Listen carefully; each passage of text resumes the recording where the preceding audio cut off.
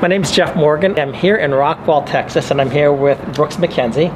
Brooks, it's so good to meet you. We've chatted on the phone a few times. We've texted back and forth, emailed. I am so glad to be able to meet you in person. So, thank you. Can you tell us a little bit about who you are, what you do, your background? You don't have to go into every detail. No. So, my name is Brooks McKenzie. I have a Ph.D. in developmental and experimental psychology. Okay. I have a master's degree in clinical psychology, and obviously I got a bachelor's in psychology back in the day. My area of interest is attachment, parenting, working with at-risk children, and how that either healthy or unhealthy relationship affects a child across the lifespan and until basically old age. When you talk about attachment theory, what exactly do you mean? So attachment theory was a theory developed by a man named Bowlby's, but we don't need to go into all of that for you to understand. But essentially in the 60s, they did experiments with monkeys, and they were called Harlow's monkeys. I mean, you can Google that and you'll get the videos. But Harlow had a bunch of monkeys, and what he did is he separated the baby monkeys from the mama monkeys when they were little bitty, and he raised them in isolation or in groups, but they were away from the mothers. And what he found is that as these baby monkeys got older, their behaviors were extreme. Some were extremely violent. Others were shivering in fear. They didn't know how to interact with each other. It was basically, they were psychotic monkeys. And he thought that, well, maybe that's what love is. He was measuring love. And by separating them from their parents, that these monkeys basically turned out to be crazy monkeys. And this guy Bowlby came along and said, I wonder if that's true for humans. And so he started looking into that for humans.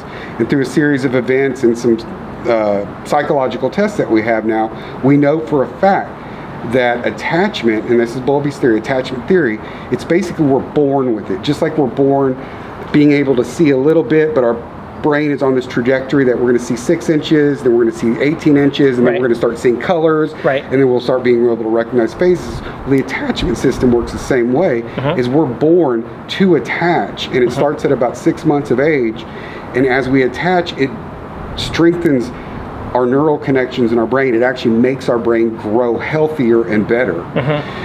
And if you have a healthy attachment, so a parent or caregiver who provides a safe, nurturing environment, who cuddles you and pats you and does all that stuff, it sets that brain on fire. It accelerates, and that brain really gets going.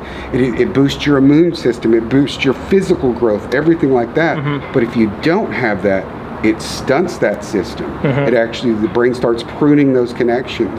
And if it lasts long enough, you can have lifelong effects from having an unhealthy caregiver dictating an unhealthy relationship with a child. Wow. We also know it happens if you're separated from a parent. That can break that and cause severe problems. Wow, so what you're talking about here, because we're in front of a courthouse right now, and we have a lot of judges, and they act like if they're doing something in the best interest of the child. They're going to separate a child from a parent. They're going to decree a divorce, and the children will have the attachment to one of the parents, maybe both of the parents, broken. What you're telling me then, if I understand you correctly, is that this attachment theory is something that it would appear that the courts don't even know too much about, that they actually, if the theory is true, the courts are making rulings against the theory itself, which would be to the detriment of the children, not to the, quote, best interest of the children. Is that correct? Yeah, so there's a couple of things I'm going to address in your question. Sure. One, we know attachment theory is true. Okay. Since the 70s, there are thousands, literally tens of thousands of scientific peer-reviewed articles that have repeatedly proven what attachment is, that it's real, and the deleterious effects of breaking it, damaging it, or having an unhealthy one. We absolutely know it. It's one of the biggest concepts in developmental psychology. Okay, wow. So we absolutely know it. We've known it for 60 years now, 50 plus years now. Right. We know it. It's a fact. It's there. And barring some cosmic change in the world, we know that just like we need air and water, we need that attachment to develop into a healthy adult. Okay. All right. So we have that issue. Second, about when you were asking about judges and best interests of the child. So I've served as an expert witness in multiple custody hearings in Tarrant County and Waxahachie and other places around Texas. I've never, ever gone into a court, finished testifying, and had anybody said, oh, I knew that. What I've had repeatedly is people, judges, ad litems, amicuses, attorneys for both sides. Basically, I've never heard any of that. Where did that come from? I'm like, in my area, that's common knowledge for 50 years. Right. We know this as a fact. And so when I've heard or seen people use that phrase, best interest of a child, it's analogous to me walking up to you and saying, hey, Jeff, how you doing? Popping you in the face and going, hey, sorry. Hey, you know what? Hitting you again and going, you know what? I'm really sorry. It holds no meaning. It holds no value. There is no objective moral value to what they say. What it is it's a phrase that helps me skirt the law. Absolutely. I'm glad you're saying that, but continue on. I don't want to interrupt you. So when I damage a child in my rulings or as an unethical attorney, because a lot of attorneys,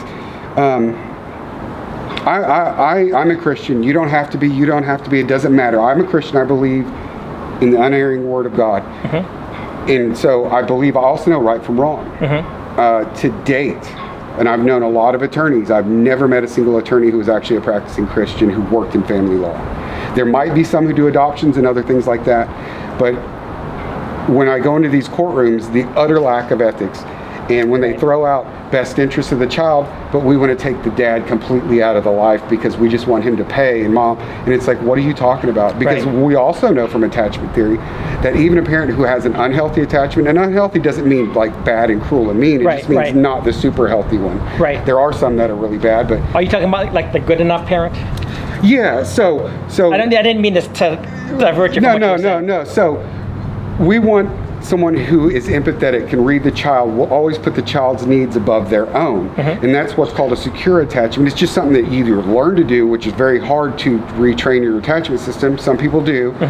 Or you're born that way because you were raised that way, and that's how you know how to do it. And it's almost always you get it from your parents. It's like a cycle. And so if you can provide that, that's what we're looking for. But not everybody has it. Not everybody marries somebody with that. So you might have a mother or a father who's very securely attached, and they provide that super safe place for that child. And the other parent might not be. But they can still play, roughhouse, goof around, teach them to ride a bike, have a relationship. It doesn't damage it. As long as there's one person in the house with a secure attachment, the children almost always turn out to be secure. So that leads us to believe that we have a predisposition genetically to be secure, because the secure always overrides. It's like a dominant gene, overrides the other. But when you try to take a parent out, you destroy, unless there is severe abuse and it's documented, you destroy a child's world. So what I've heard you just say, though, and correct me because I'm sure that there's a misunderstanding on my part. I thought I heard you say that as long as the child has a secure attachment to one parent, that would be enough. So then why would not the courts be correct in kicking one parent out of the life and saying, we're going to focus on this child and this parent because that's where the best security is going to come from? There's a couple parts to that. And I'm sure you're aware, when Reagan was asked, what is your greatest failure as a politician? He replied, enacting the no fault divorce. Right, absolutely. We know, biggest regret of public office. We know, and again, this is from a Christian perspective, so feel free to dismiss that if you don't have the similar beliefs. But we know that destroying the nuclear family is one of the enemy's greatest tools. In destroying our society. Yeah, whenever you come into socialism, communism, any type of totalitarianism, they attack two institutions first, the church and the family. If you can attack the church, which is the source of faith, and your belief in God, if there's no higher being that you can actually go to for help, that empowers the state. But the second thing is if you destroy the family. It was Lenin who said that destroy the family, destroy society. And so the socialist, communist, totalitarian, dictatorial, tyrannical governments, if they want to come to power and establish their reign, they will always attack the family and the church. And what Lenin did, he did it through the marriage and divorce code. And I see the same thing here. I see parallels in the United States, but I don't want to take your topic away from you. No, you're fine. So analogies were good enough for Christ. And whenever I speak publicly or even in court, sometimes they get very irritated with me, but my answer is my answer, so let me answer. I use analogies because the way I understand stuff and explain it, I don't want to confuse you. Right. And so it's like attachment for dummies, not that you're a dummy, but I try to. No, I got you. So you come home, you've got a wife you love. She's not perfect. Right. You know, you got a couple of kids. One of them's great. The other one, yeah, you know. But you love them. And you show up and you come home. It's been a hard day. And you're like, oh my gosh, I'm going to go take these shoes off. My feet hurt. I think they're swelling. I didn't drink enough water. Whatever it is. And you walk through the door and your wife is gone. And there's some strange lady standing there.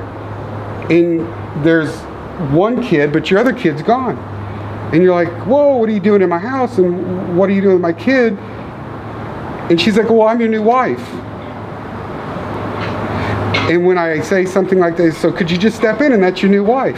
And well, if they hate their wife, well, sure, yeah. But for most people, no, I'd go nuts. I would grill this lady. I would be like, get my kid away from me. Who are you? Where's my... Yeah, have you murdered somebody or been kidnapped? And so we're grown adults. Our brain doesn't fully form until about 25. Right. So our frontal lobe is still developing. So at our age, we would have a massive reaction, and it would crush us, and we'd be furious, and we'd want to do something or do something to someone. Right. And you're expecting a child of any age to come home one day, and one of them's gone, and that's okay. And the idea that children don't remember, they get over it, they're resilient, that is not true. We know for a fact that children of divorce are at higher rates for everything across the board. Cognitive problems, learning problems, behavioral problems, socio-emotional problems. Right. Divorcing themselves. Suicide, drug, alcohol, addiction, homelessness, prison, you name it, everything. Every social pathology and malady, and it's not by a mere percentage. It's correlated with divorce and especially fatherless homes. Right. So when we get into these courthouses, most of these judges are appointed by their friends. They didn't get pulled in from out of state. They didn't apply for the job like you do when you go work somewhere. Many of them are not qualified. They know the people. Yeah. You know, when Judge X is going to retire in 2 years, they already know who's going to fill a spot. Yeah. They already know, you know, if you know the voting demographics, you're sure because you already know who you've got picked. Yeah. And so it's not like they're having to apply or do anything else.